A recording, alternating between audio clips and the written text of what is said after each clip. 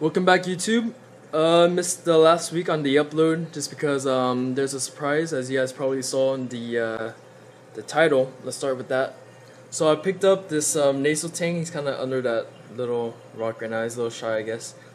So I didn't do a video last week just because he was like way shy and kind of like hiding behind rocks.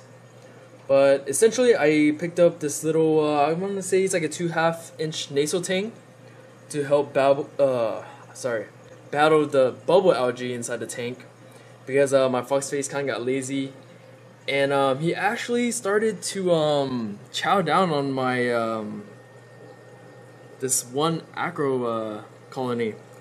So I mean, I did see him, and I'm not gonna say he like chow down completely like on the polyps and the tips, but you know, whenever acros get that feeding response, they let out those they kind of look like mini sweepers on the tips of the acros.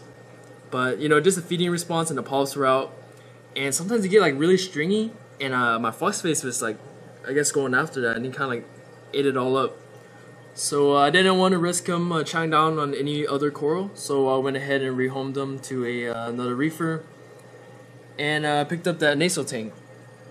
And I did see him picking at bubble algae, that Naso Tang right there. It's kind of like hiding. But I think he's just too small to like just destroy the massive bubble algae.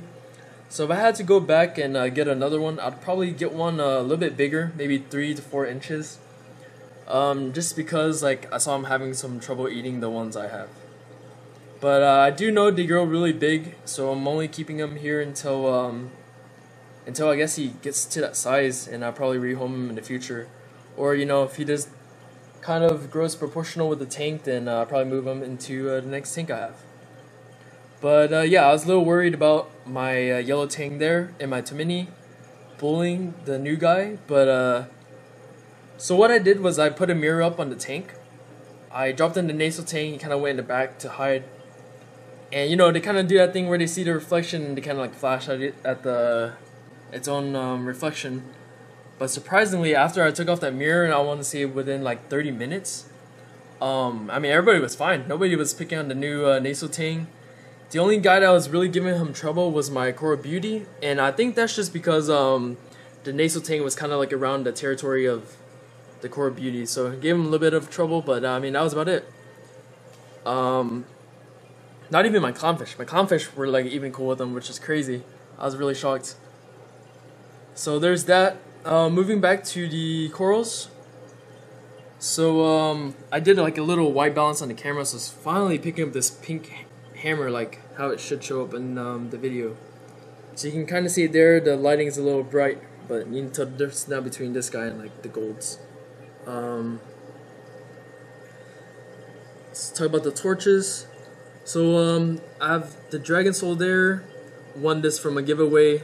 Looks kind of like a Wolverine. I'm just call it like a Wolverine. It's like a really nice gold with blue tips. This is I think they called it a blueberry torch, but it's really like it's like purple with like blue tips. I really like the color, and it's showing up really well on the camera. You can kind of see it. Really plain, nothing special about it, but it's just beautiful. Here's the green one that I've had for a while. So this is one of the two. This guy and the Miami Hurricane or Joker Torch, whatever you want to call that variant. These two I have seen benefited the most from adding the nutrients into the tank. So I want to say immediately after like dosing a little bit of phosphate and nitrate, I can tell that their polyps are a lot longer than what they used to be. So they used to be kind of like stubby, and I thought it was stubby because this guy was like splitting a lot, but I can tell like it's finally looking like its old self. So that one and that one, polyps are looking awesome now. Dragon Tamer, same-o. Probably the best torch I have in terms of like coloration.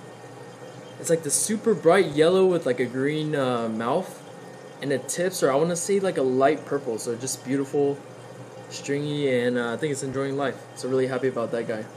Despite you know, if y'all remember that story, if you know, you know. So there's that. One thing I did remove from the sand bed was that massive Dragon Soul Favia colony I had.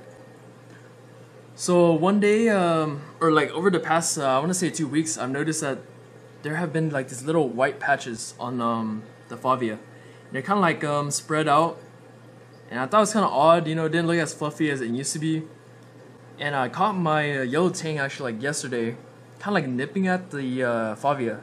So I'm not gonna say he was like totally like destroying the coral, but I guess whatever algae he thought was on it, it just really bothered the Favia. So I moved that into the sump. I might show you guys later, but yeah, not good.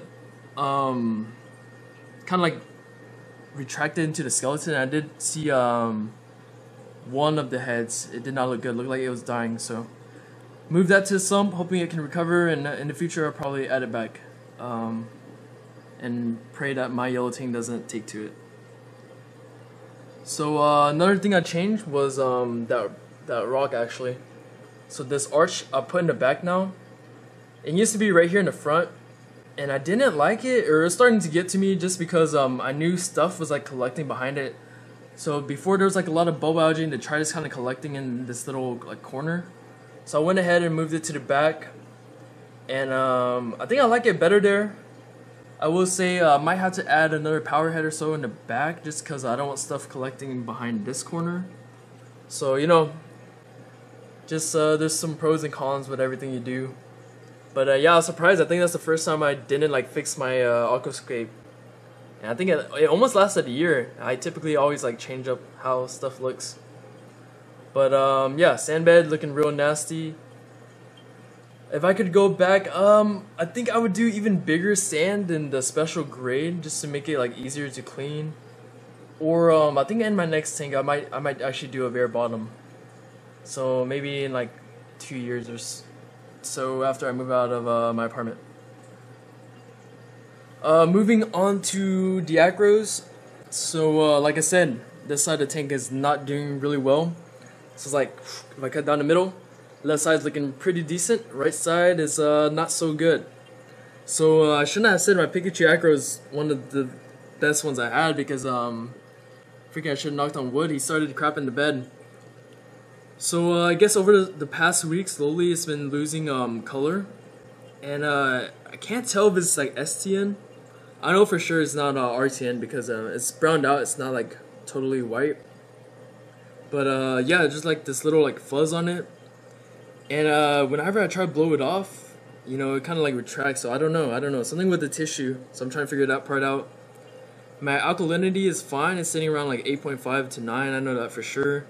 But sadly, my calcium and magnesium test kit went bad.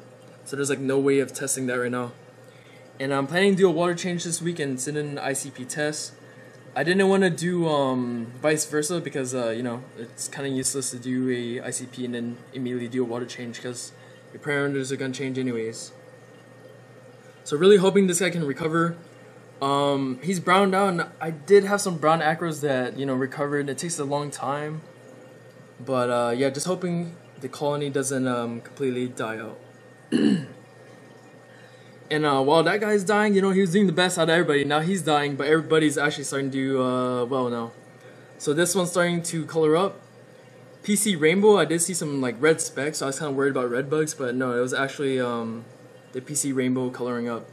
And you kind of start seeing the pink roll in, and it's actually still growing little branches. So good signs on those guys. I forgot the name. I'm gonna call it the Cali Tort. Doing really well on this side now ever since I moved it. But the other guy, this Oregon Tort, my god, they were not joking when they said these guys are slow growers because man, it's been months and this guy's like barely starting to encrust that frag. So pretty crazy. But the Miyagi Tort here started taking off, but it's kind of slowed down.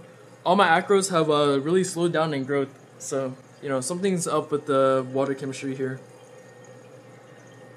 The new guy, I'm gonna show you guys a top-down view later, but I was actually really scared because I thought this guy had aptasia eating flatworms. It kind of like had those markings and those like kind of like spotty like white spots. But I did a dip on that guy for a really long time. Took a little mini baster and made sure there was no worms on that. So yeah, I can confirm that there's none on that guy. So I'm not sure what's up with the coloring. But the pearl berry has really greened up. eventually it'll get those like purple and white tips. And yeah, everything's starting to color up actually. It's like in recovery mode. Millie that I got from the giveaway to support the other guy with that torch.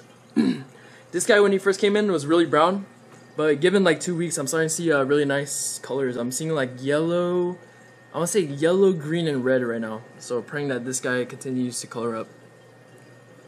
And I also have another frag of the pearl berry back there. And on the weekend I was doing maintenance and I freaking accidentally fragged this digitata. I didn't mean to. I did owe one of the locals a frag, so there's good, but I actually made like too many frags. I was trying to let that one really grow. So there's one there and one back there. But overall, you know, I guess I can say it's not the worst, but not the best state right now. It's kind of just cruising. I'm letting things kind of just settle out. Careful neglect, as they would say. But it kind of wraps it up for this side. And I'll just give a little quick overview of the sump.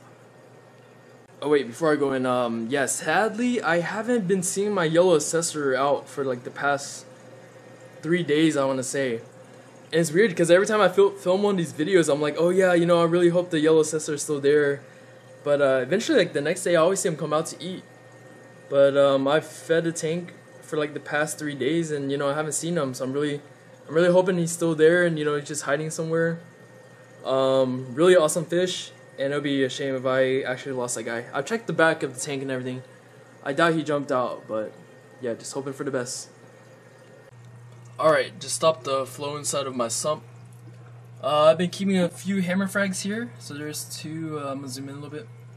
So there's two here. Kind of the neon green hammer with my splatter hammer kind of recovering slowly down here.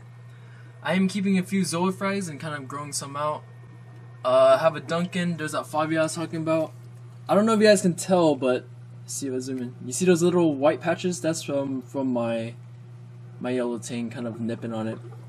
So honestly, it looks a lot better down here, so I'm gonna keep it down here for a little while.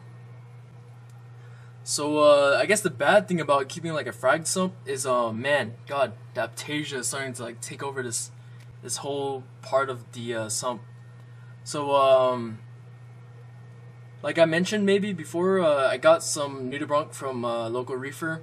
He's really known in the community. It's kind of funny because he's a doctor, and whenever people need nudibranch, it's like, oh yeah, you should hit up the doctor that grows them. So yeah, he hooked me up with nudibranch. He always does really great deals on them. And he even gave me this like massive frog spawn. I'll show you guys in a little bit for a great price. So yeah, they're kind of I do see less Aptasia in here, but I don't see the nudibranch. So you know, they're always kind of like hiding around. It's like impossible to find them until they get hungry. But yeah, so the 3D printed frag rack I did, you know, it served its purpose, but the materials at the library weren't like the really good 3D print materials. So as I was like moving stuff around, it started to oh sorry, I was trying to get focused. Starting to really like float up, so I had to put those towels to kind of like hold it down. So I went ahead and ordered two 3D printed racks. So I'll probably replace this guy. But you know, he did his time and its purpose. If I had better material, then I'd probably design another one. But yeah, it kind of wraps up the sump. Still running a skimmer. Oh yeah, one thing, it's too dark in here. But I'm going to replace my filter socks. So those guys actually started clogging and kind of like flowing out of this little spot. So it's kind of odd because I never had that happen. But I think it's from doing coral snow, and everything was just kind of collecting in the sock. And I'm not the best. I'm not gonna lie. I'm not the best at cleaning those socks. So stuff kind of just like collected. I let them dry outside, and god, it was like super like powdery and dusty. So I went ahead and ordered 2 new cups for those. And yeah, the weird thing about the Trigger Sapphire sump is that those filter socks are like oval. So I had to buy I forgot, like a 3D printed ring for the cups to be that circle. And I looked on the website and it was like a new plate, like acrylic plate for that was like 35 bucks. So I was like, yeah, there's no shot I'm buying that. So I found this filter cup. I forgot the website name. I might put in the link below. So I ordered 2 cups from them. They had 2 like little adapters for those cups, and they're supposed to be coming in sometime today, so I'll probably replace those.